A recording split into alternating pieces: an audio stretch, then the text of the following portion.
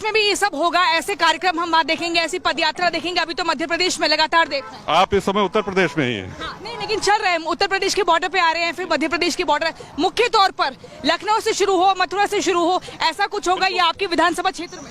बिल्कुल होना चाहिए, और जो भी संत महात्मा महानुभाव जो इसको करेंगे, हमारा और हमारे दल का पूरा समर्थन रहेगा। लेकिन ये कहा जाता है, अगर ब्राह्मणों की बात करें या राजपूतों की बात करें, जो कि आप हैं, हमेशा वो भेदभाव करता है निचली जातियों के साथ, अपने साथ नहीं बिठाता। लेकिन इस यात्रा का मकसद है सबको एकजुट करना, एक साथ करना। ये संभव हो पाएगा? नहीं, इससे हम सहमत नहीं है। आपने जो कहा कि एक साथ नहीं बैठाता, हमारे कुंडा विधानसभा क्षेत्र ने हमको 7वीं बार रिकॉर्ड मतों से निर्वाचित किया है लगातार, और 4 लाख मतदाता में से मात्र 10,000 ठाकुर हैं वहाँ पे। तो सभी का आशीर्वाद मिलता है। वोट तो मिल जाती है, लेकिन साथ में बैठ के खाने की बात हो। बिल्कुल बिल्कुल, आप आइए हमारे यहाँ, और यदि कहीं कोई भेदभाव है तो उसको दूर करने का जो प्रयास हो रहा है वो सराहनीय है। ये सराहनीय प्रयास है। उत्तर प्रदेश की अगर राजनीति की बात करें, आप भी वहीं से आते हैं, 27 में भी चुनाव है, क्या इस तरह की एक यात्राओं के बाद क्या राजनीति से जात पात का जो एक एजेंडा रहता है, जो एक विषय रहता है, वो हटेगा, मुद्दों पर बात होगी? क्योंकि यहाँ तो जातियों को एक करने का काम कर रहे हैं। बिल्कुल, जातिवाद से हिंदू समाज कमजोर होता है, जातिवाद जितना फैलाया जाता है। आज आप देखिए कि कितने राजनीतिक दल एक ऐसे दल से गठबंधन करे हैं जिसका घोषणा है कि हम सनातन को समाप्त कर देंगे। तो इस तरह की जब चोट सनातन पे होती है, हिंदुत्व पे होती है, और भारत तभी तक लोकतंत्र है जब तक हिंदू बाहुल्य है। इसको आप मानेंगे, भले ऑन कैमरा न माने। तो एक चेतना जगाने का काम हिंदू समाज में समय समय पर संतों महात्माओं द्वारा होता रहा है। उसी कड़ी में आप ये यात्रा देख रहे हैं।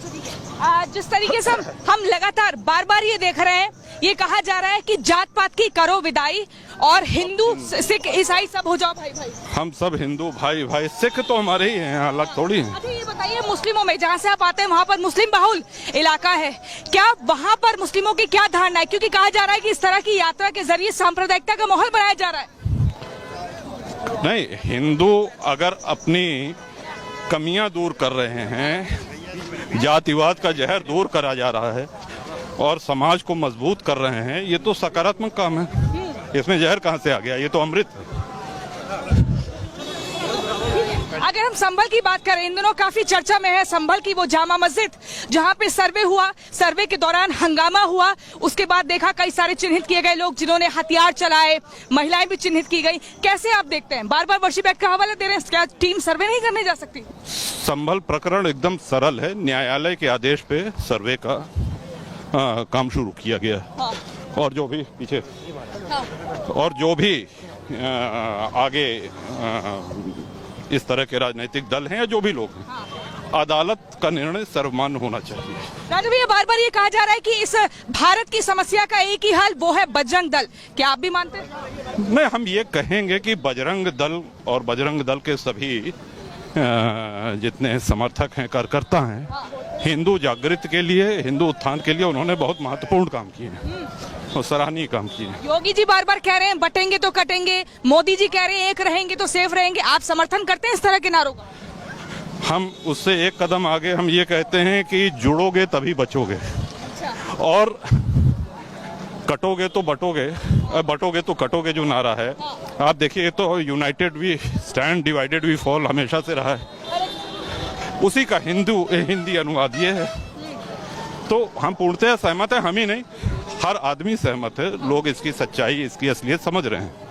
बार बार ये कहा जा रहा है साधु संतों के बीच कि बांग्लादेश से डरो, वहाँ पे सीखो, बांग्लादेश वाला हाल भारत में ना हो जाए। राजा भैया, आप ये बताइए, ये कहा जा रहा है कि वहाँ इस्कॉन मंदिर, 77 इस्कॉन मंदिर है, उनको टारगेट किया गया, चिन्मय प्रभु को गिरफ्तार कर लिया, किन धारों में गिरफ्तार किया कुछ नहीं पता, और भारत को हड़का है बांग्लादेश के, हमारे मामले में इंटरफेयर ना करो। क्या बांग्लादेश से सीख लेने की जरूरत है? बांग्लादेश और पाकिस्तान सबसे जीवंत उदाहरण है इसमें। हमने ट्वीट भी किया था, एक्स पे हमने पोस्ट भी किया था, और सिर्फ इसलिए कि वो हिंदुओं की आवाज वहां पे थे, इसलिए उनको गिरफ्तार किया गया है। बिल्कुल इसकी निंदा। और जिस तरह से हिंदू वहां मारे जा रहे हैं, चुन चुन के हिंदुओं को निशाना बनाया जा रहा है, उनकी संपत्ति, उनके घरों को नुकसान पहुंचाया जा रहा है। बिल्कुल विश्व इसका संज्ञान ले और विश्व के सारे हिंदू मुखर होकर के इसमें बोलने की आवश्यकता है। इस विषय में हमने एक्सपर्ट पोस्ट भी किया है, वो भी आप देख सकते हैं। आपको क्या लगता है, जैसे क्या बांग्लादेश भारत को ही कुछ बताना चाह रहा है कि भारत में अगर हिंदू एकजुट होंगे, सनातनी एकजुट होंगे, तो बांग्लादेश में भी मुस्लिम एक होंगे? क्या आपको लगता है कि कुछ ऐसा नैरेटिव सेट किया जा रहा है? नहीं, एक बात तो स्पष्ट है कि आजादी के समय 27% की आबादी घट के 8 हो गई और पाकिस्तान में 23% से घट के 1% से भी कम हो गई है। तो हिंदू वहां मारे जा रहे हैं, उनका बलपूर्वक धर्म परिवर्तन किया जा रहा है, भगाए जा रहे हैं। तो ये तो सच्चाई है। पाकिस्तानी हिंदुओं का हाल आप देखिए क्या है। तो हिंदू होने के कारण ही उनको टारगेट किया जा रहा है। तो इसीलिए इन ऐसी यात्राओं की इनकी उपयोगिता, इनका औचित्य और बढ़ जाता है, इनकी प्रासंगिकता बढ़ जाती है। राजू भाई, साधु संतों में कहा जा रहा है कि 20% अगर आबादी उनकी मंदिरों में पत्थर फेंक रही है, हथियार चला रही है, यात्राओं में लोगों को डरा रही है, अगर 50 हो जाएंगी तो बहन बेटियों को घर से निकाल कर ले जाएंगे और लव जिहाद करेंगे। आप इसको लेकर क्या कहते हैं? हमने इस इंटरव्यू के पहले ही कहा था कि भारत इस रूप में है, एक लोकतंत्र के रूप में, वो इसीलिए है क्योंकि हिंदू बाहुल्य है और इसीलिए ये एक सेक्युलर कंट्री है। हिंदू बाहुल्य तो है, लेकिन बारबारी का आप थक गई हो? नहीं, हाँ देखिए, हिंदू बनारस यूनिवर्सिटी की अगर हम बात करें तो हाँ, तो आप भी वहाँ से पढ़े हैं? नहीं, हम एलयू के। अच्छा, ठीक है। तो ये कहा जा रहा है कि वो वक्फ की प्रॉपर्टी है, इसको लेकर आपका क्या कहना है? क्योंकि सनातन बोर्ड की भी एक तबका मांग कर रहा था, जिसको अदालत ने खारिज कर दिया है। वक्फ जो है ये राजनीतिक दलों द्वारा मुस्लिम तुष्टीकरण का सबसे क्रूर, सबसे भोड़ा उदाहरण है। हाँ। जैसे आपको देखने के लिए देखिए कितनी भीड़ यहाँ पर जुट गई है। उत्तर प्रदेश से आप मध्य प्रदेश आ गए हैं सनातनियों को एकजुट करने के लिए। आप डेली इतना चलते हैं या आज ही इतना चल रहे हैं? नहीं, रोज ऐसी पदयात्राएं नहीं होती हैं, लेकिन चलने का अभ्यास है। चलने का अभ्यास है। थके नहीं अभी आप? जी नहीं, अभी नहीं। हम देख रहे हैं पीछे कहीं 2-3 किलोमीटर चलते ही आ रहे हैं आप। नहीं, और अधिक हो गया। और अधिक होगा? ऐसा तो नहीं कि ओरछा तक जाएंगे आप?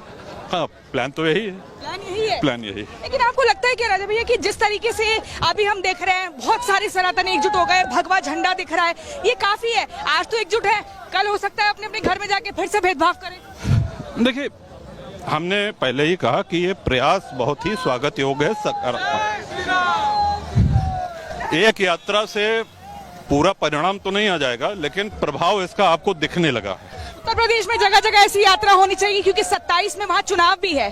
और अगर बात चुनाव की नहीं है, हम कह रहे हैं पूरे देश में होनी चाहिए और पूरे विश्व के हिंदुओं को एकजुट होना चाहिए। भारत में इस तरह की यात्राओं के लिए लेट कर दिया, समय से पहले जागना चाहिए था जी। क्या भारत में इस तरह की यात्राओं का होना थोड़ा लेट हो गया और पहले होना चाहिए था? जब प्रभु राम चाहे हैं तब यात्रा हुई है, तो हर चीज अपने समय से होती है और अभी भी हिंदू जाग जाएं तो कोई देर नहीं। अगर हम वहाँ की बात करें, अजमेर शरीफ दरगाह की बात करें, निचली अदालत में कहा गया कि उसमें भी शिव मंदिर है। अब इसको लेकर भी कुछ मौलाना कह रहे हैं, ओबीसी कह रहे हैं कि हमें परेशान किया जा रहा है, 1991 का वर्षिप एक्ट का हवाला दे रहे हैं। क्या है मतलब, क्या सर्वे अगर अजमेर की हमने कोई खबर पढ़ी नहीं है, तो वहाँ पे हम टिप्पणी नहीं कर सकते हैं। लेकिन अगर कोर्ट किसी भी मंदिर में या मस्जिद में कहीं सर्वे का हो, तो कोर्ट का आदेश सर्वमान्य होना चाहिए। अच्छा, कुछ नारे यहाँ पर ही सुनाई दे रहे हैं कि तेल लगाओ डाबर का, मिटा दो सारी जो इमारतें हैं बाबर की। इस तरह की नारों को जब आप सुनते हैं तो क्या लगता है? नहीं, आप एक जय श्री राम, जय सिया राम और जात पात की करो विदाई, हम सब हिंदू भाई भाई, यही प्रमुख भावना। अंतिम सवाल, आप क्या मानते हैं कि क्या संदेश युवाओं को देना चाहिए, आज की पीढ़ी को क्या बताना चाहिए, और उन राजनीतिक पार्टियों को जो जाति के नाम पर लोगों को बांटने का काम करती है, नफरत फैलाने का काम करती है ताकि उनको वोट बैंक मिले, ऐसे लोगों के लिए आपका क्या संदेश? आखिरी सवाल। ऐसे लोगों का ही ये यात्रा और ऐसे कार्यक्रम सही जवाब है। बिल्कुल। देखिए पुष्प कैसे आपके ऊपर महिलाएं फेंक रही हैं। सॉरी। आइए। हाँ जी। तो लगातार आप बहुत ज्यादा चल रही हैं, और क्या युवाओं को संदेश दे रहे हैं? फिर हम ब्रेक पे जा रहे हैं, उसके क्या चीज? युवाओं के लिए आखिरी संदेश क्या है? हाँ जी। युवाओं के लिए क्या संदेश है, क्या संदेश? इस तरह की पदयात्रा होनी चाहिए, 9 दिनों तक काफी है, दिन और बढ़ने चाहिए, जगह जगह होनी चाहिए, कुछ बदलाव होना चाहिए, आपकी तरफ से क्या सुझाव? जगह जगह होना चाहिए और हमारा एक ये सुझाव है, सभी हिंदू जागरूक होकर के राजनीतिक दलों के एजेंडे पे नजर रखें कि वो घोषणा क्या कर रहे हैं।